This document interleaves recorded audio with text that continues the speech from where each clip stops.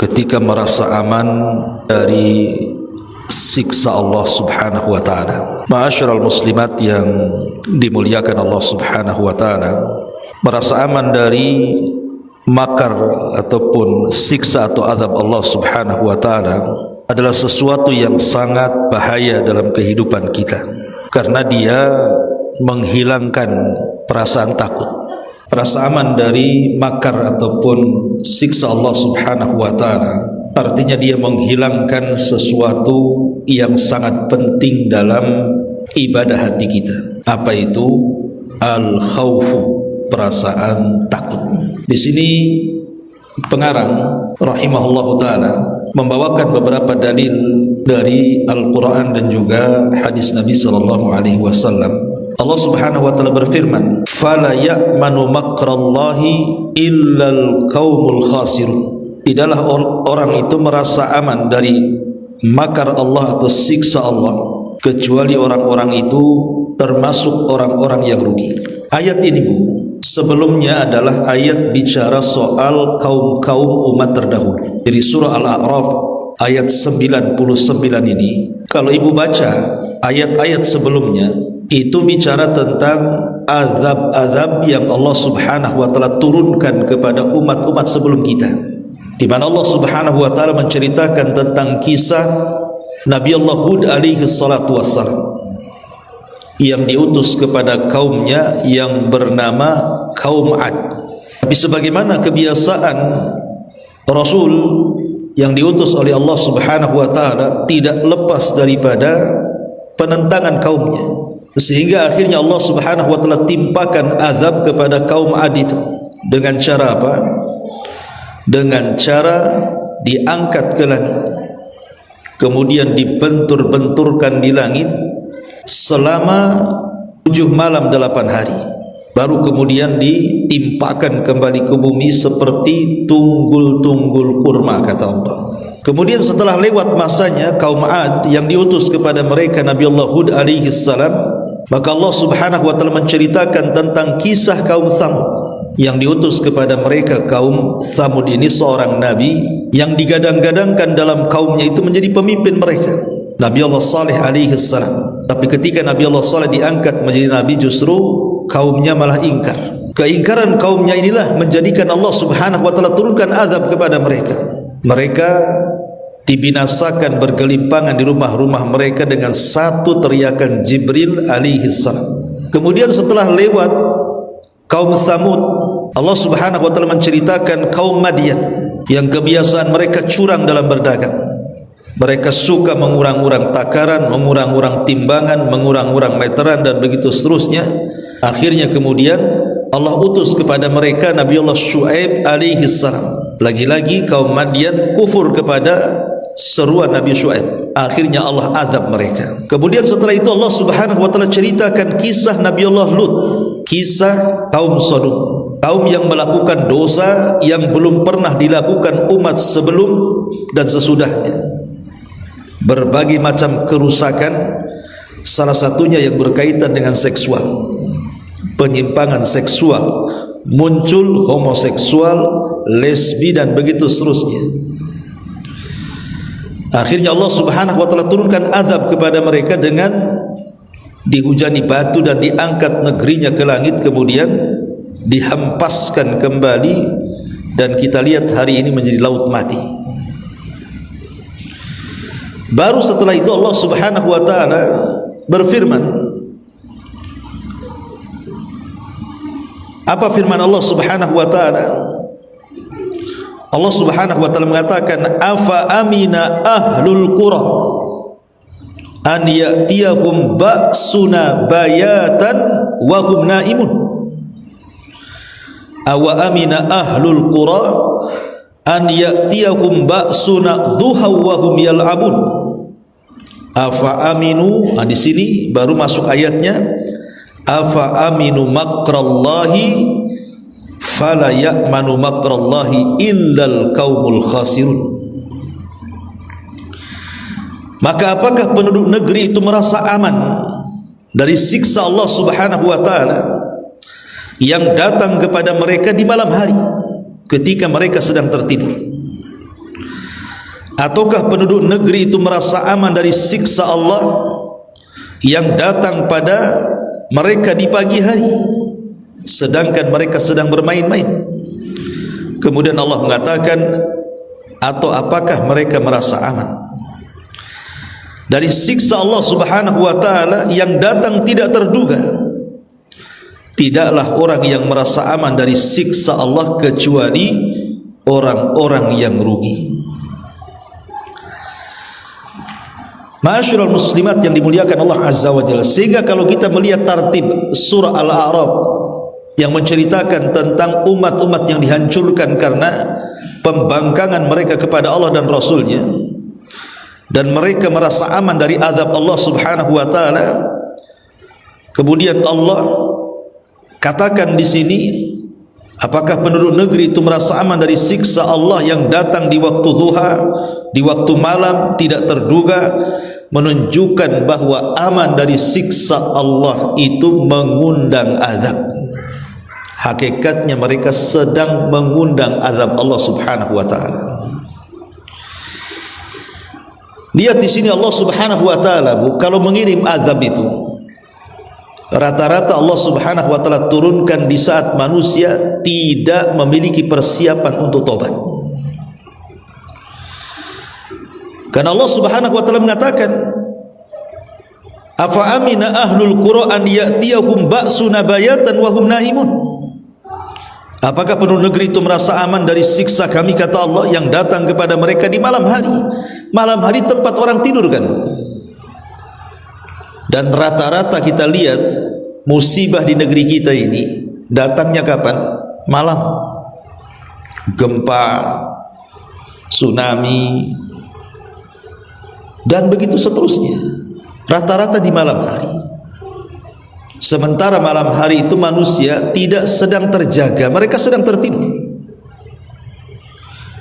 Atau walaupun seandainya kemudian ditimpakan di siang hari, maka Allah subhanahu wa ta'ala katakan, awa amina ahlul qura an ya'tiyahum ba'suna dhuhan wa hum yal'abun. Atau apakah penduduk negeri itu merasa aman dari siksa kami, kata Allah, yang terkadang kami datangkan di waktu duha sementara mereka sedang bermain-main. Karena waktu duha itu, orang kan sibuk dengan dunia. Yang ke pasar ya ke pasar, yang punya kantor ke kantor, yang punya ladang ke ladang, yang punya jalan ya kerja di jalan. Rata-rata waktu duha itu waktu orang mengejar dunia, orang sedang lalai. Tiba-tiba kemudian Allah subhanahu wa ta'ala datangkan azab sekonyong-konyong kepada mereka. Ataupun walaupun seandainya tidak datang di malam hari, tidak juga datang di waktu duha, apa kata Allah? Afa aminu makrallah. Ataukah mereka merasa aman dari makar Allah yang datang tidak terduga? Boleh jadi mungkin dia keluar di siang hari atau sore hari, tahu-tahu dia tertabrak mati, tahu-tahu ada musibah besar mati, tahu-tahu sedang di laut tenggelam, dan begitu seterusnya. Dan Allah subhanahu wa ta'ala akhiri dengan firman-Nya, fala ya'manu makrallah illal qaumul khasirun. Orang yang tidak merasa aman dari siksa Allah itu hakikatnya mereka orang yang rugi. Ma'asyiral muslimat yang dimuliakan Allah subhanahu wa ta'ala, orang-orang yang merasa aman dari makar Allah subhanahu wa ta'ala ini macam-macam penyebabnya. Tetapi intinya bahwa orang yang merasa aman dari makar Allah itu, mereka adalah orang-orang tertipu. Mereka kira mereka bisa membuat makar kepada Allah. Mereka tidak paham bahwa makar Allah lebih hebat dibandingkan makar mereka. Wa makaru makran wa makarna makran wallahu khairul makirin. Mereka hendak menipu Allah dengan membuat makar. Allah pula lebih punya makar lagi, dan makar Allah jauh lebih hebat dibandingkan makar makhluknya. Ma'asyiral muslimat yang dimuliakan Allah azza wa jalla, apa penyebabnya? Kenapa orang itu bisa aman dari makar Allah? pertama, biasanya orang yang merasa aman dari makar Allah itu penyebabnya karena tertipu dengan dunia. Mereka tertipu dengan dunia, sibuk mengejar dunia, lupa akhirat. Akhirnya kemudian Allah timpakan azab kepada mereka. Dan itu difirmankan dalam Al-Quranul Karim, di mana Allah Subhanahu wa taala berfirman tentang orang-orang yang mereka lupa bahwa di langit itu ada Tuhan yang mengawasi mereka. Apa kata Allah?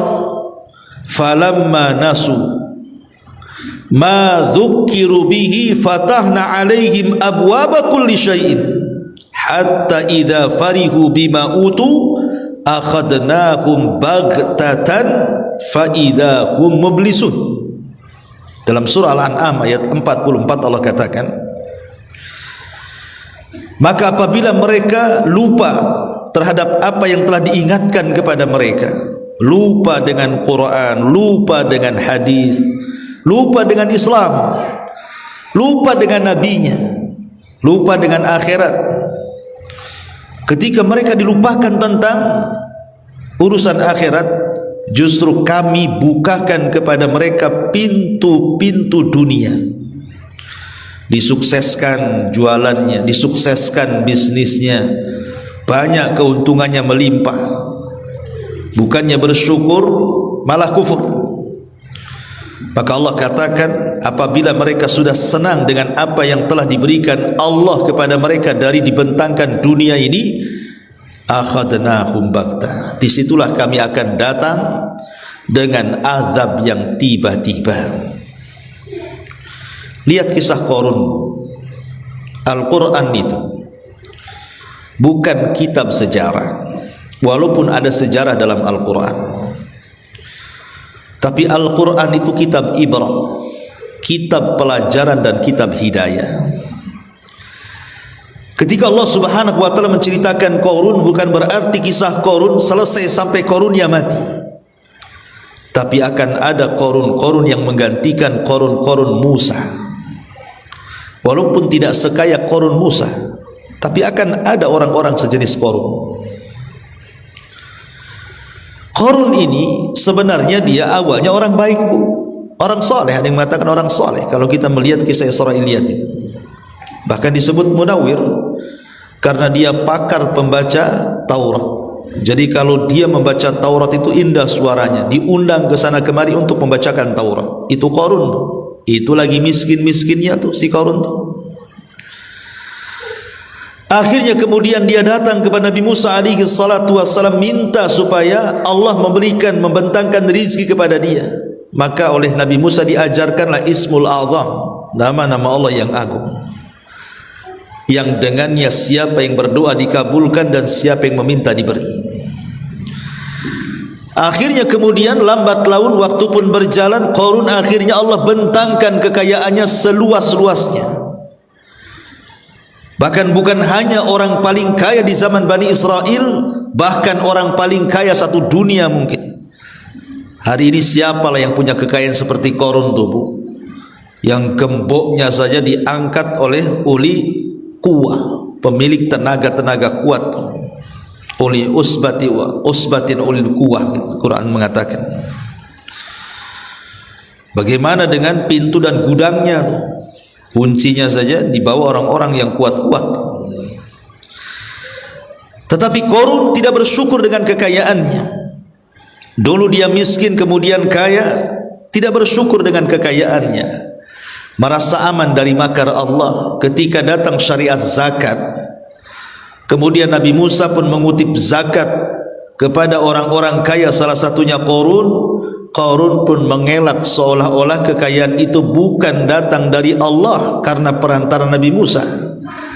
Qarun hanya mengatakan, innama utituhu min ilmin indi, katanya. Enak saja Musa ngutus-ngutus orang ambil zakat saya, katanya. Ini kekayaan aku dapat hasil jerih payahku. hasil kecerdasanku, hasil kepiawaianku, hasil keulunganku dalam mencari kekayaan. Qarun lupa bahwa kekayaan itu milik Allah. Allah bisa saja memberi, Allah bisa saja menahan. Allah bisa saja seketika mengayakan orang, Allah bisa seketika memiskinkan orang. Qarun tidak paham di sini. Malah kemudian dia kufur nikmat kan, Bu. Akhirnya dengan kufur nikmat itu dia merasa aman dari siksa Allah, merasa aman dari makar Allah, merasa aman dari azab Allah Subhanahu wa taala. Mulai dia mengganggu dakwahnya Nabi Musa dan memfitnah Nabi Musa dengan fitnah macam-macam. Maka ketika Qarun terus merasa aman dari siksa Allah, maka Allah Subhanahu wa taala katakan fa khasafna bihi wa bidarihil ardh. Kami tenggelamkan si Qarun dan seluruh kekayaannya ke dasar bumi. Makanya hari ini kalau nemu dompet di jalan bilangnya harta Qarun. Bukan dompet orang tuh. Ya. Dari sini diambil pelajaran apa, Bu? Di antara orang-orang atau penyebab besar orang itu merasa aman dari makar Allah, dari siksa Allah itu karena tertipu dengan dunia. Kan banyak orang-orang sekarang, Bu, persis akhlaknya seperti Qarun. Ya wajar saja saya kaya, ya saya kan pejabat, saya menteri loh, saya bekerja jadi dokter, saya pilot, saya insinyur, saya sekolah tinggi sampai doktor profesor. Ya wajar saya kaya. Kekayaan itu bukan dari titel, kekayaan itu datang dari Allah. Berapa banyak orang yang enggak punya titel kaya juga. Itulah kufur nikmat namanya, merasa aman dari makar Allah Azza wa Jalla. Kaya itu tidak dilarang dalam Islam. Tetapi kalau kekayaan itu sampai melalaikan, itulah yang dilarang. Orang jadi kaya tidak ada hukumnya. Karena para sahabat juga banyak yang kaya, para nabi juga ada yang kaya. Tetapi kekayaan yang dipuji adalah kekayaan yang dengan kekayaan itu dia menolong agamanya. Dan kekayaan itu menjadi tercela ketika kekayaan itu melalaikan dari agamanya. Seperti Qarun. Karena tertipu dengan dunia, akhirnya merasa aman dari siksa Allah, Allah turunkan siksanya kepada si Qarun. Ini yang pertama. Sebab orang merasa aman dari siksa Allah itu karena tertipu dengan dunia, akhirnya masuk kepada istidraj. Apa, Bu? Istidraj. Apa istidraj itu? Nabi SAW bersabda, "Idza ra'aitallaha yu'til 'abda minad dunya 'ala ma'asihi ma yuhibbu fa innama huwa istidrajun." Kata Nabi SAW, kalau engkau melihat ada seorang hamba kok diberikan dunia terus-terusan padahal dia suka melakukan maksiat. Maksiat terus tapi kayanya bertambah. Maksiat terus tapi suksesnya bertambah. Kok enggak miskin-miskin orang ini? Padahal maksiatnya luar biasa. Makin kaya, makin bejat, makin enggak karuan. Itulah disebut istidraj namanya. Kufur kepada Allah tetapi Allah masih memberikan nikmatnya kepada dia. Lah yang seperti ini hati-hati, karena dia telah atau sedang merasa aman dari siksa Allah. Karena Allah Subhanahu wa taala berfirman, "Kalla innal insana la yatgha an ra'ahu istaghna." Sekali-kali manusia itu mudah melampaui batas, kata Allah, ketika dia dibentangkan kekayaan. Dan umumnya kekayaan itu sirru tughyan, rahasia bejatnya orang. Ketika miskin masihlah dia rajin ke pengajian, rajinlah dia salat ke masjid, rajinlah dia silaturahim. Lisannya juga masih suka senyum, suka bercanda, tawadhu, rendah diri. Ketika kaya hilang semuanya. Tidak ke pengajian, tidak ke masjid, tidak silaturahim. Lisan pun sudah malas senyum, sudah tidak supel kepada sesama orang-orang susah, itulah mulai itu istidraj itu. Dia merasa aman dari makar Allah Subhanahu wa taala. Ma'asyiral muslimat yang dimuliakan Allah Azza wa Jalla, ini yang pertama, bahwa di antara sebab kenapa orang merasa aman itu karena tertipu dengan dunia. Yang kedua, tertipu dengan pangkat jabatan kepemimpinan, tertipu dengan perkara-perkara ini. Sebelum menjadi pemimpin masih rakyat biasa lah kan bu, masih tawadhu lah orangnya, masih rajin dia ngaji masjid, ibadah gitu ya. Ketika mulai jadi pemimpin, mulailah setan datang. Karena kepemimpinan ini biasanya kalau orang itu sudah ambisi dari awal, itu akan rusak. Karena biasanya akan melahirkan banyak penyakit hati. Lahirlah sombong dari situ, lahirlah takabur dari situ, lahirlah ujub dari situ, lahir hasad, lahir dengki, dan begitu seterusnya. Makanya Nabi SAW ketika ada seorang sahabat Abu Darda radhiyallahu anhu meminta kepada Rasul, Abu Dzar Al-Ghifari meminta kepada Rasul untuk menjadi pemimpin, Rasul tolak. Dan Rasul katakan kau lemah, gak bisa ya. Ma'asyiral muslimat yang dimuliakan Allah Azza wa Jalla, kita lihat para pejabat itu orang-orang yang diberikan kedudukan, dan kedudukan juga sama dengan harta nikmat dari Allah. Allah yang meletakkan seseorang dapat kedudukan, Allah juga yang kemudian mencabut kedudukan orang itu.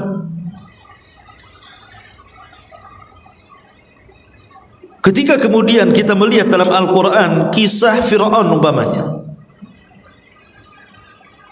Raja Mesir yang konon katanya jasadnya itu dimumikan di Mesir, dan ada yang berpendapat itulah Ramses yang kedua tuh,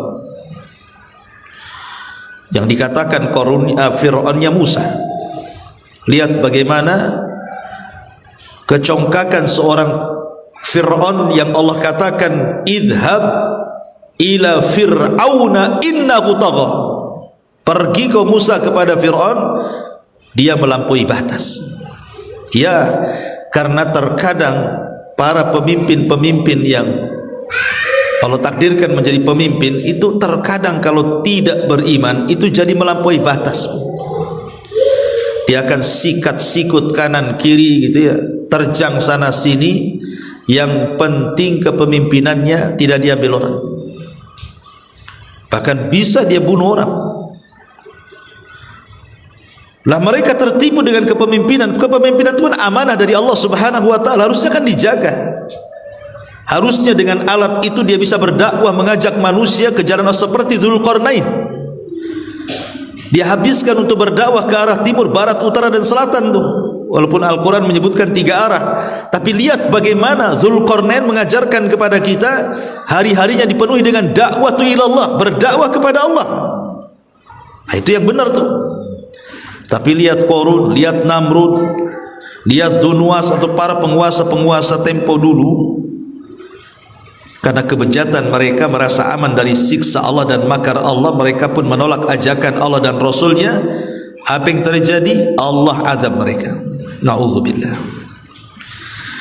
Kemudian yang ketiga, orang-orang yang merasa aman dari makar Allah Subhanahu wa taala adalah orang-orang yang diberikan pengetahuan, diberikan ilmu. Terkadang sombong dengan ilmunya, Bu. Seperti siapa dalam Quran?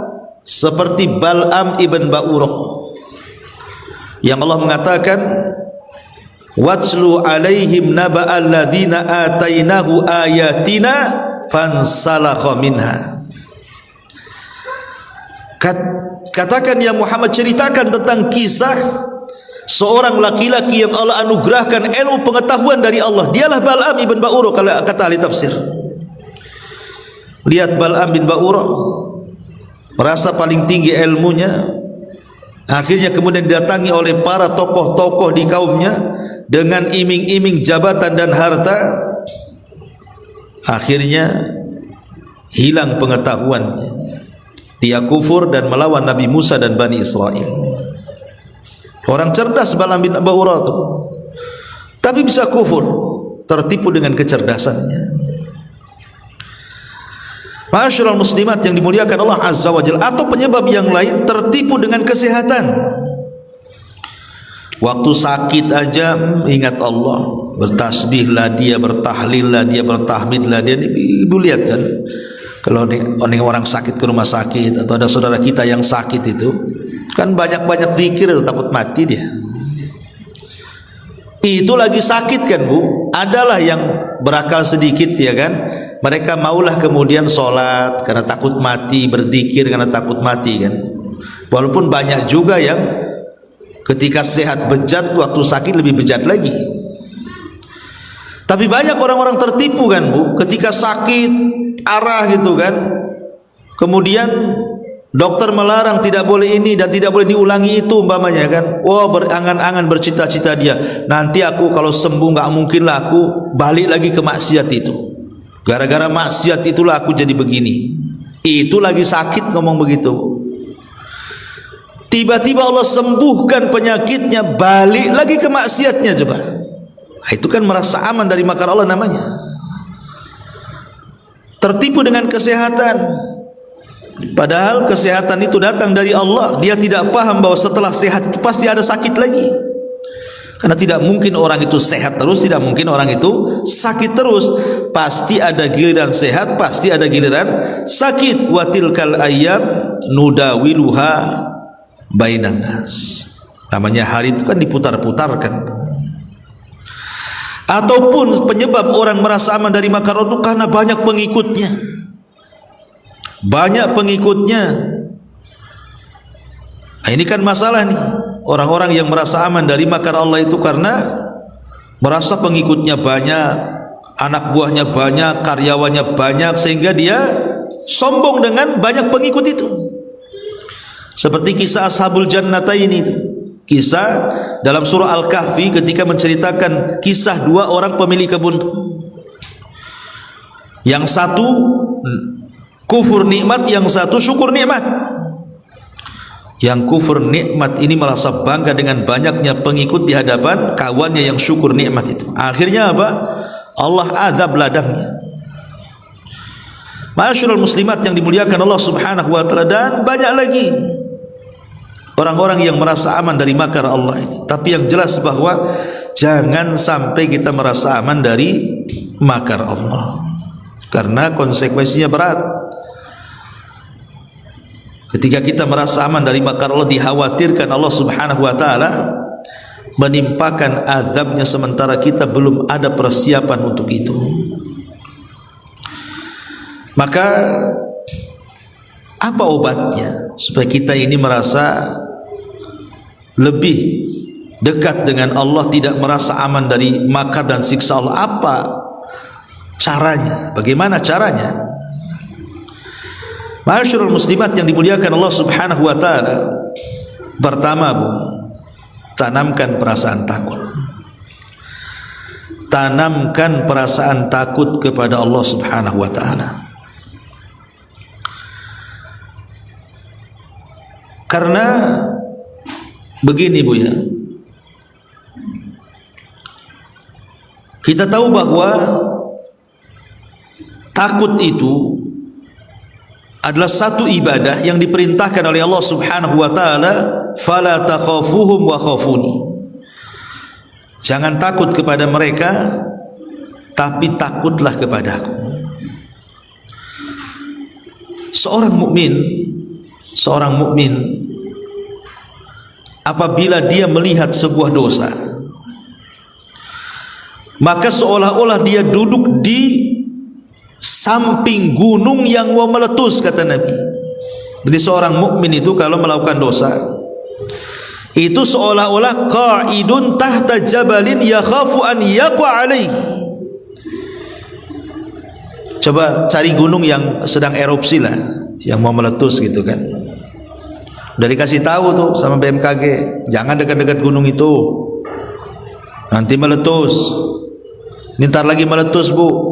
Kira-kira ibu kalau dapat kabar seperti itu, ibu sedang duduk di bawah gunung, pasti takut kan, pasti lari.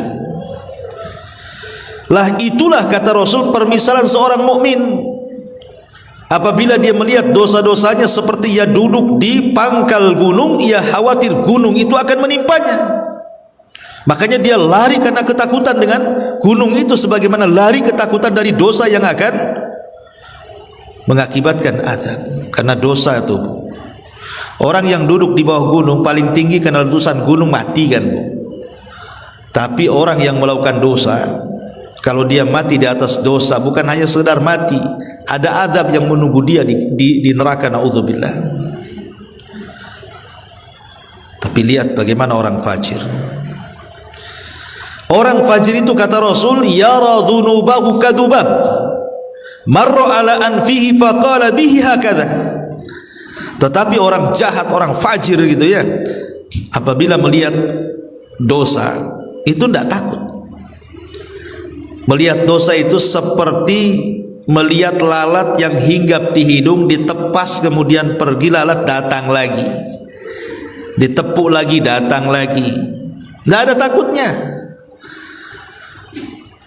Seperti umpamanya orang melakukan maksiat kemudian ditegur oleh Allah, setelah kemudian sembuh, ngelakuin lagi maksiatnya, ngelakuin lagi, terus-terusan dia terus-terusan, tidak akan takut lagi dengan Allah Azza wa Jalla. Itulah sifat orang fajir itu, hilang takutnya.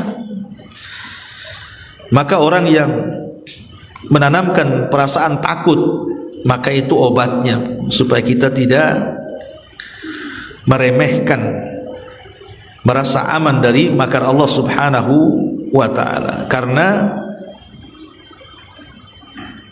para ulama salaf mengatakan, la tangdur ila sigharil khati'ati walakin dur ila azamati man ta'si. Jangan lihat pada kecilnya dosa, akan tapi lihat pada besarnya zat Allah yang engkau maksiati. Jangan pernah melihat kepada dosa, tapi melihatlah kepada siapa kita berbuat dosa, kepada Allah. Itu yang kita lihat. Kita sedang berbuat dosa kepada Allah yang sewaktu-waktu Allah akan mengirimkan makarnya kepada kita dan kita tidak sadar. Makanya Rasul mengatakan, iyyakum wa muhaqqarati adz-dzunub.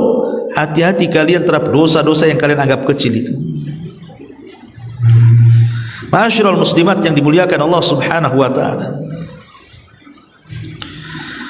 Ini diantara ilajnya, diantara obatnya adalah tanamkan perasaan takut. Yang kedua, obatnya adalah an yukthiral muslim min mutala'ati nususil wahyaini allati tatahaddas an wa'dillahi wa wa'idihi wa targhibi wa tarhib. Cobalah kita ini banyak membaca sejarah-sejarah, baik yang dicantumkan dalam Quran, baik sejarah yang dicantumkan dalam hadis. Lihat sejarah-sejarah umat dulu yang di muqaddimahi tadi saya jelaskan. Lihat kaum Ad yang diazab Allah, lihat kaum Tsamud yang diazab Allah, lihat kaum Madian yang diazab Allah, lihat kaum Sodom yang dianggap Allah, yang diazab Allah. Lihat perkara-perkara itu. Kenapa mereka sampai diazab? Kenapa mereka sampai disiksa? Tidak lain dan bukan karena mereka merasa aman dari siksa Allah kan, sehingga mereka berani menentang Nabi dan menentang Allah dan Nabinya. Maka dengan melihat kisah-kisah itu kemudian kita jadikan ibrah bahwa kalau orang merasa aman dari makar Allah, bisa saja kemudian datang azab Allah secara tiba-tiba. Itu menyadarkan kita, Bu, dari sini jangan pernah aman dari makar Allah Azza wa Jalla. Kemudian juga an yastashiral abdu annahu la yadri aghufirat sayyi'atuhu wa qubilat hasanatuhu amla. Hendaklah seorang hamba itu berfikir, dia kan tidak tahu apakah kesalahan-kesalahannya akan diampuni ataukah kebaikan-kebaikannya akan diterima? Kan tidak tahu. Orang kan tidak tahu, Bu. Lalu kenapa bisa merasa aman dari makar Allah? Sekarang logikanya, kalau seandainya orang itu mati tiba-tiba, apa orang yang mati tiba-tiba itu merasa dia bisa mempertanggungjawabkan di hadapan Allah, siap tanggung jawab dengan mengatakan bahwa pasti Allah akan menerima dia, pasti Allah Subhanahu wa taala akan memaafkan kesalahannya? Siapa yang tahu? Kita tidak tahu. Kalau kita tidak tahu bahwa solat kita, puasa kita, ngaji kita ini siang ini diterima amalannya oleh Allah atau tidak, kan kita tidak tahu. Kita cuma hanya berharap saja, mudah-mudahan ibadah kita diterima. Tapi kita tidak bisa memastikan ibadah kita itu diterima atau tidak. Lah karena kita tidak tahu perkara-perkara seperti ini, maka jangan pernah merasa aman dari makar Allah. Bahkan lebih daripada itu, kita tidak tahu takdir kita apa, dan kita tidak tahu akhir kehidupan kita seperti apa. Su'ul khotimah kah, husnul khotimah kah? Kita tidak tahu.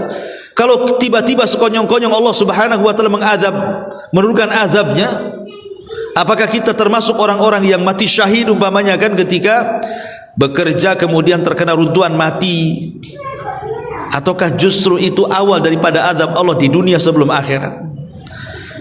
Maka dengan menanamkan perasaan-perasaan seperti ini, mudah-mudahan menjadi timbullah perasaan tidak merasa aman dari makar Allah. Artinya takut kalau seandainya kemudian Allah Subhanahu wa taala menimpakan azabnya kepada kita, naudzubillah. Ma'asyiral muslimat yang dimuliakan Allah Azza wa Jalla, ada sebuah hadis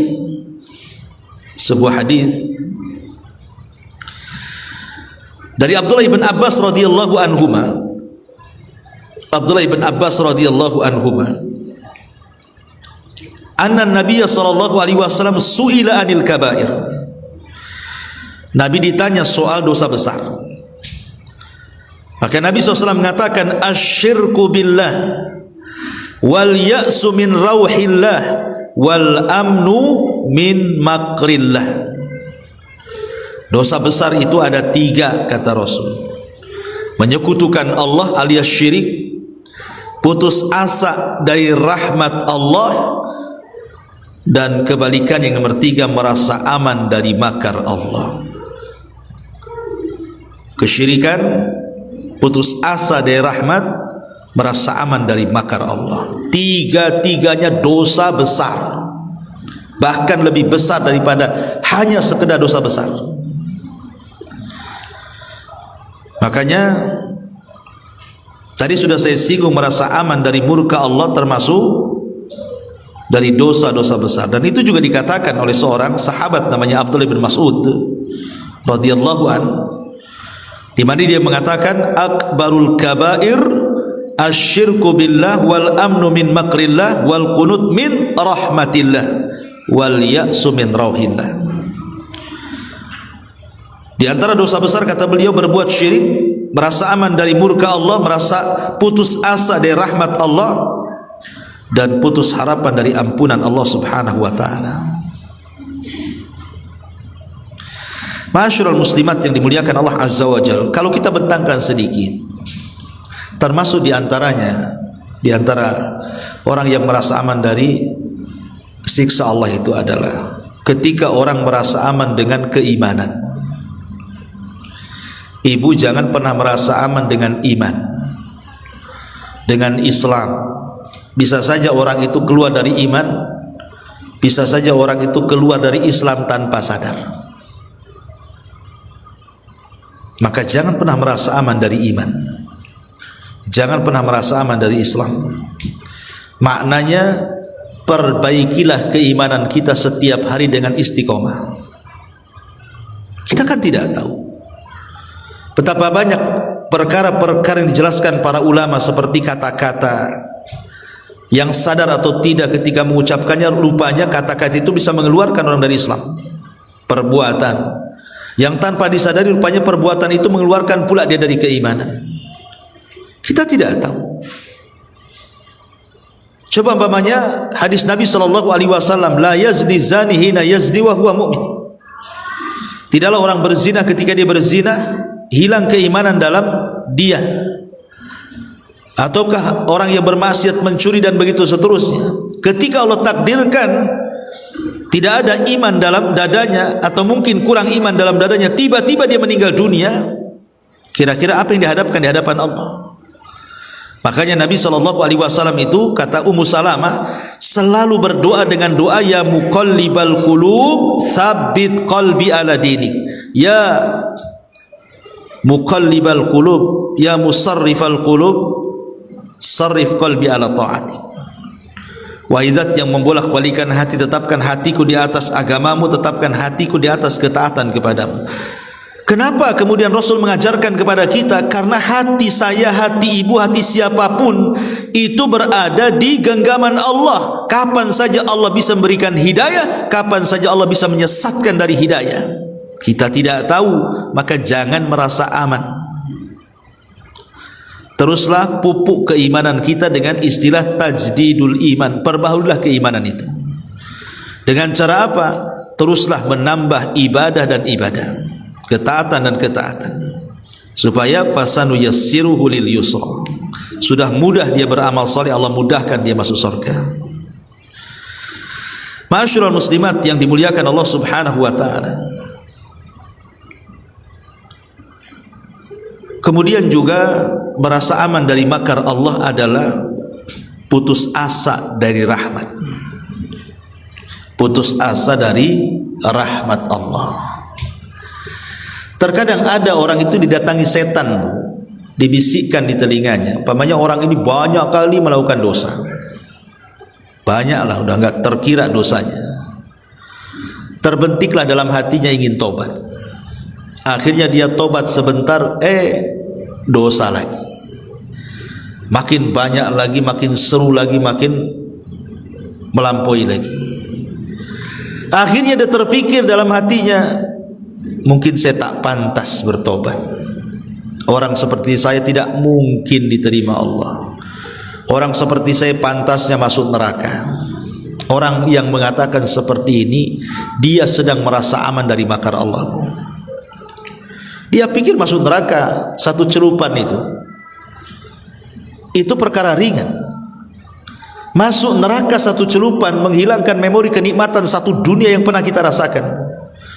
Jadi kalau ibu terlahir kaya sampai mati tidak pernah susah hidupnya, dihormati, dimuliakan, pokoknya tidak pernah susah, tapi ditakdirkan menjadi penduduk neraka, itu akan dipanggil di hadapan Allah, Bu. Kemudian dicelupkan satu kali ke neraka. Sebelum dimasukkan ke neraka secara total, itu dicelupkan satu kali ke neraka tuh. Kemudian ditanya sama Allah, hal marra bika min amin qad, masih terbayang kenikmatan kamu di dunia tuh? Dia mengatakan tidak. Satu celupan menghilangkan memori kenikmatan di dunia, Bu. Padahal susah-susahnya orang kan, ibu umpamanya pernah kaya kemudian susah, jangan ibu lah, yang lain aja lah ya. Umpamanya ada orang lain pernah kaya kemudian susah.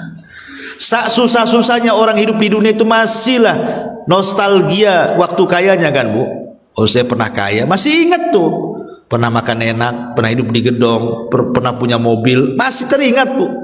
Susah-susahnya di dunia itu kalau dia pernah sukses.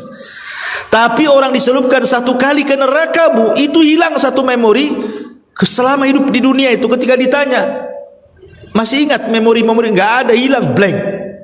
Kan dahsyatnya neraka. Maka jangan pernah kemudian merasa putus asa dari rahmat Allah Azza wa Jalla. Karena putus asa dari rahmat Allah itu lebih besar dosanya dibandingkan perbuatan dosanya. Seandainya dia dari awal sampai akhir berbuat dosa terus, kemudian ketika dia hendak bertobat dia putus asa, justru sekali putus asa itu lebih besar dosanya dibandingkan satu usia dia dihabiskan untuk maksiat. Kenapa? Karena putus asa itulah yang menghalangi orang tobat. Akhirnya tidak mau tobat-tobat kan begitu. Makanya dia dikategorikan orang yang putus asa dari rahmat Allah ini sebagai orang yang merasa aman dari makar Allah Subhanahu wa ta'ala.